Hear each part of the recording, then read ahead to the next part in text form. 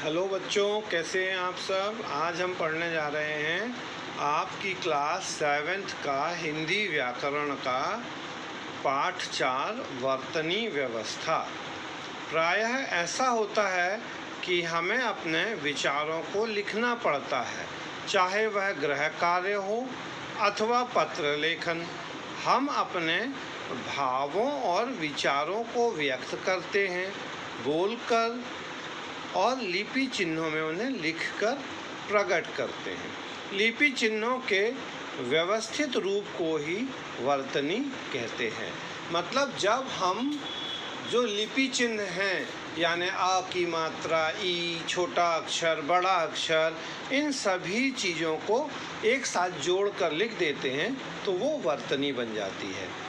हिंदी भाषा देवनागरी लिपि में लिखी जाती है।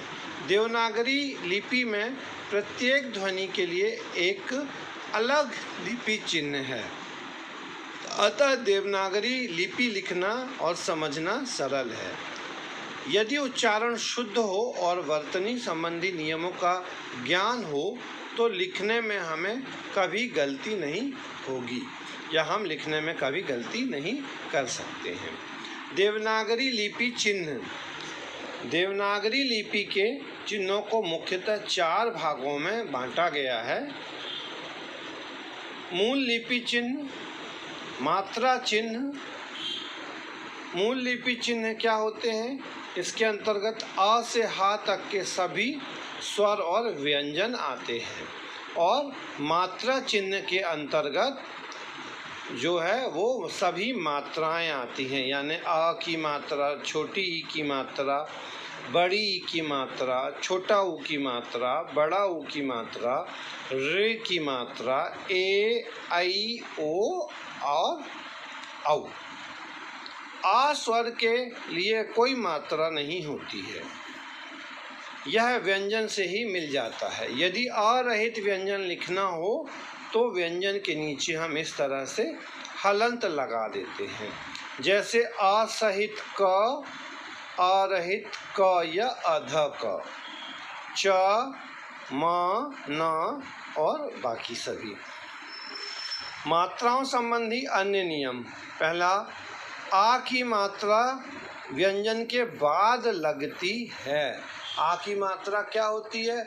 हमेशा व्यंजन के बाद में लगती है, जैसे क धन आ का, च धन आ चा, श धन आ शा आदि। दूसरा नियम है, ई की मात्रा व्यंजन के आगे अथवा पहले लगती है। हमेशा छोटी ई की मात्रा व्यंजन के पहले लगाई जाती है, जैसे क छोटी, ग छोटी, गी, श छोटी, शी। तीसरा, बड़ी ई की मात्रा व्यंजन के पीछे लगती है, क प्लस ई, की, च प्लस ई, ची, श प्लस ई, शी। छोटे ऊ और बड़े ऊ की मात्राओं को रा को छोड़कर शेष व्यंजनों के नीचे लगती हैं। क धन ऊ कु, का धन ऊ ना धन ऊ नू। रा व्यंजन में ऊ तथा ऊ की मात्राएं उसके बगल में सामने की तरफ लगती हैं। रे की मात्रा व्यंजनों में हमेशा नीचे की तरफ लगती है। ए और ए की मात्राएं व्यंजनों में ऊपर की तरफ लगती हैं। औ और ओ और औ की मात्राएं व्यंजनों में उनके बाद लगती हैं। तीसरा प्रकार है विशेष चिन्ह। विशेष चिन्ह में विसर्ग। विसर्ग हम 2 बिंदियों को बोलते हैं। अनुस्वार ऊपर लगने वाली बिंदी को बोलते हैं। अनुनासिक चंद्र बिंदी को बोलते हैं। अ चंद्र को बोलते हैं। हलंत नीचे लगते हैं और हिंदी के ये विशेष चिन्ह हैं। अ का प्रयोग हिंदी द्वारा अपना लिए जाने के वाले अंग्रेजी शब्दों में होता है, जैसे हॉल, कॉफ़ी। काफ़ी जो है शब्दों से उनके अर्थ भी बदलते हैं। दाल शाखा होती है और ऊपर चंद्र बिंदी लग गई तो क्या बन गया? दाल, यानी गुड़िया, दाल वाली गुड़िया। केस, बालों को हम केस कहते हैं, अगर ऊपर अ लग गया तो बन गया बॉल, गेंद। तो इसलिए हमें मात्राओं संबंधी अशुद्धियों को कोशिश करनी चाहिए कि अधिक से अधिक शुद्ध कर ली जाए, ताकि हमसे आगे कोई परेशानी ना होने पाए। संयुक्त चिन्ह, इसके अंतर्गत वे व्यंजन आते हैं जिनमें दो व्यंजनों को संयुक्त रूप से लिखा जाता है। जैसे क और श मिलके छ बनते हैं, त और र मिलके त्र बनते हैं, ज और इया बनके ज्ञ बनते हैं, श और र मिलके श्र बनते हैं, स और री मिलकर के श्री बनते हैं। अब इसके बाद है हिंदी वर्तनी के नियम। व्यंजनों के संयुक्त रूप और संयुक्त व्यंजनों के साथ ई की मात्रा का प्रयोग, अनुसार तथा अनुनासिक का प्रयोग। तो हम पहले देखते हैं व्यंजनों के संयुक्त रूप किस प्रकार से होते हैं। संयुक्त रूप में जिस क्रम में व्यंजनों का उच्चारण होता है उसी क्रम में वे लिखे भी जाते हैं। जैसे श प्लस उ प्लस क प्लस ल प्लस आ, शुक्ल, शुक्ल, शु उ ल क अ, शुल्क, शुल्क। जिन व्यंजनों में आ की मात्रा पाई जाती है उनकी पाई संयुक्त अक्षर बनाते समय हटा दी जाती है। जब हम आ की मात्रा अगर होती है कहीं पर और सबको जोड़ के लिखते हैं तो वो आ की मात्रा, जैसे स ख, खा में एक डंडा लगा हुआ है, लेकिन जब हम सख्त लिखते हैं तो खा का डंडा अलग कर दिया जाते हैं। 11 लिखते हैं तो गा का एक डंडा जो है पूरा ग आधे घ में बदल जाता है, पूरा घ आधे घ में बदल जाता है, पूरा थ आधे थ में बदल जाता है। इसी प्रकार से अगला है ट, छ, ट, ड, ढा, धा आदि में हलंत लगा दी जाती है। जैसे बुढ़ा, चिन्ह, विद्या, धनाढ्य, औष्ठ्य आदि। क और फा को क्रमशः आधा क और आधा फ लिखा जाता है, जैसे पक का, मुफ्त आदि।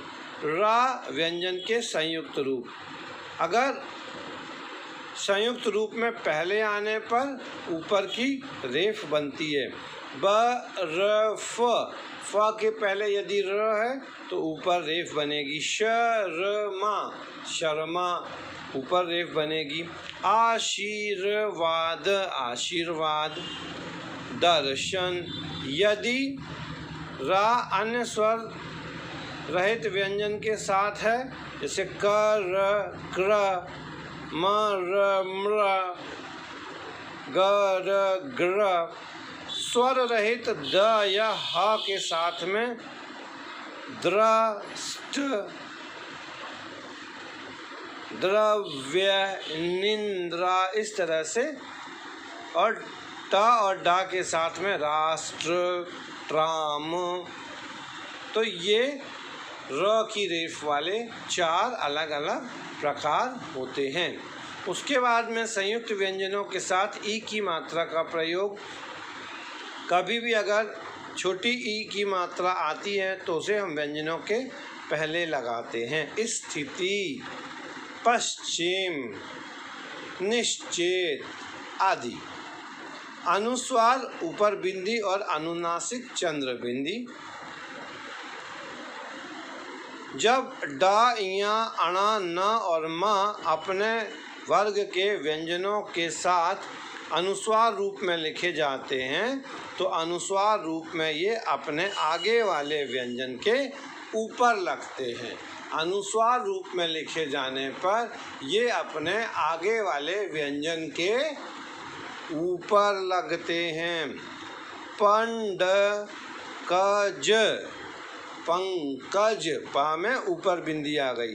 चंचल, घंटी, बंद, मुंबई आदि।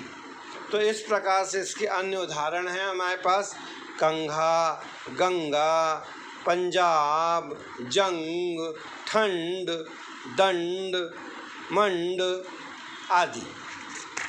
इसके बाद में अगला नियम है ड, अण, न, मा के द्वैत रूप में प्रयुक्त करने पर अनुस्वार रूप में नहीं लिखे जाते हैं।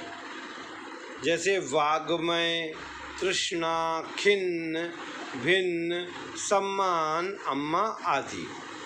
या व हा के साथ डा, या, अणा, न, मा को अनुस्वार रूप में नहीं लिखा जाता है, उसके लिए आधा यूज किया जाता। पुण्य, ठीक है, अन्य, न्याय, क्षम्य, नन्हा, तुम्हारा आदि। य, र, ल, व, श, श, ह से पहले सम उपसर्ग लगाने पर म अनुस्वार रूप में आता है। सम, धन, यम, संयम, सम, धन, सार, संसार, सम, धन, वाद, संवाद, सम, धन, हार, संहार। ई, ए, ओ युक्त व्यंजनों के साथ अनुनासिक का उच्चारण होने पर भी अनुस्वार का प्रयोग होता है। मतलब माँ में ए की मात्रा और चंद्र बिंदी होगा तो भी वहाँ पे में पढ़ा जाएगा। सिंघाड़ा को सिंघाड़ा पढ़ा जाएगा। बहुवचन रूप में अनुस्वार का प्रयोग होता है, जैसे वचन, वचनों, लड़का, लड़कों, साधु, साधुओं आदि। इसके बाद हम देखते हैं मानक हिंदी वर्तनी। देवनागरी लिपि का रूप समय समय पर बदलता रहा है, अतः वर्तनी का मानक रूप स्थिर करना आवश्यक हो गया। इस संदर्भ में केंद्रीय हिंदी निर्देशालय द्वारा समय समय पर निर्देश दिए जाते हैं। कुछ व्यंजनों के रूप का मानकीकरण, जैसे अ को सही करके अब इस तरह से लिखा जाने लगा। अणा को इस तरह से झ, झ, भ, ख, छ, ध और ल। ये पहले पुराने रूप थे, अब इनको नया किया गया है। जैसे ये का ए तथा ई का ई में परिवर्तन। पहले गई में ई लिखते थे तो अब हम ई लिखने लगे। गए का गए, बनाई का बनाई। इस तरह से पहले जो मात्रा लगाते थे वहाँ पर शब्द लिखे जाने लगे हैं। नए का नए, नई का नए, वस्तुएं आदि। ठीक है। तट, टट, डड, अन्न, धुआ, धाय, हुआ, हिया जैसे संयुक्त व्यंजनों को क्रमशः टट मतलब आधा टा, पूरा टा, टठ, डड, अन्न, दध आदि रूप में लिखा जाता है। जैसे बुद्धि, द्वित्व, चिन्हित, मिट्टी आदि। र की रेफ युक्त शब्दों का यथासंभव सरल कर दिया गया है। जैसे गर्मी की र की रेफ लगाते थे तो हम सीधे गर्मी लिख सकते हैं। जुर्माना, बर्तन, कुर्सी, फुर्ती आदि। छात्रों को ऐसे शब्दों का विशेष अभ्यास करना चाहिए। हल युक्त शब्दों का अब हिंदी में प्रयोग नहीं किया जाता है। जैसे महान, ना के नीचे जो हलंत लगी हुई है अब उसको नहीं लिखा जाता है, अब हम सीधे महान लिख देते हैं। परिषद इस तरह के उदाहरण हैं। ठीक है बच्चों, तो अब हम आगे देखते हैं। हिंदी में विसर्ग का प्रयोग सीमित कर दिया गया है। कुछ तत्सम शब्द जैसे पुनः है, प्रातः है, प्रायः संभवतः में ही विसर्ग लगाना अनिवार्य हो गया है, लेकिन छह, दुख जैसे शब्दों से विसर्ग को लुप्त कर दिया गया है। तो इतना हमारे लेसन में था। अब आप इसके अभ्यास काम करेंगे। वर्तनी किसे कहते हैं अभी मैंने आपको बताया था। वर्तनी किसे कहते हैं? हाँ, हम अपने भावों और विचारों को व्यक्त करते हैं बोलकर, लिपि चिन्हों में उन्हें लिखकर प्रकट करते हैं। लिपि चिन्हों के व्यवस्थित रूप को ही वर्तनी कहते हैं। इसके बाद हिंदी भाषा किस लिपि में लिखी जाती है? हिंदी भाषा देवनागरी लिपि में लिखी जाती है।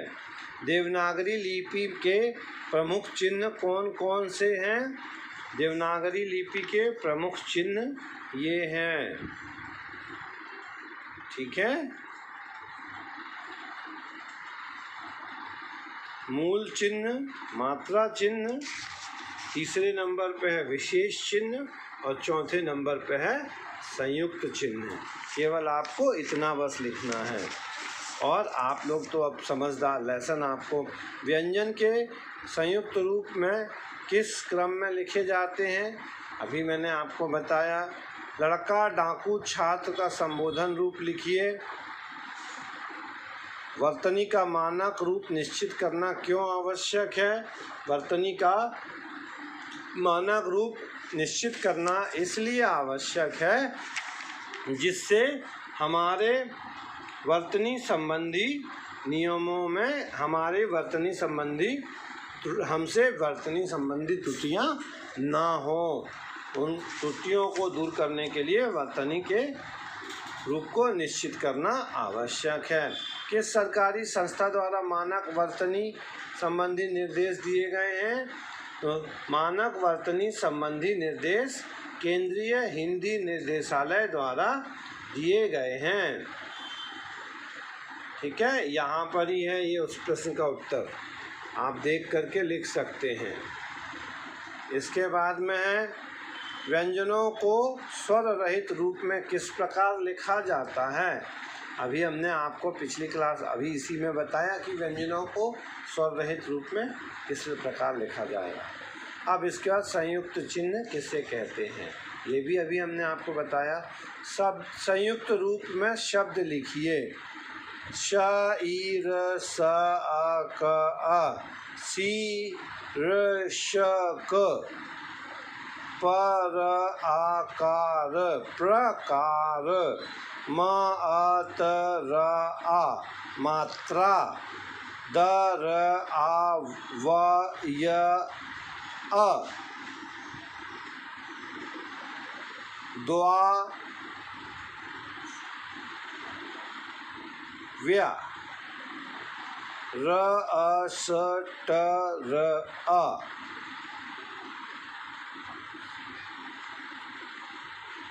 ड र अ म आ, डरामा। आप इसको पढ़ेंगे ना बच्चों तो आप लोगों को अपने आप बन जाएगा। इसके बाद में इनके संयुक्त रूप क्या होंगे? पंख,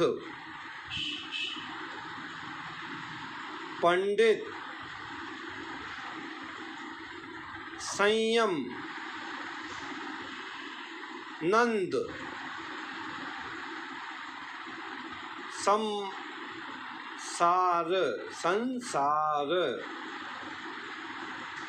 संवाद, बंधन,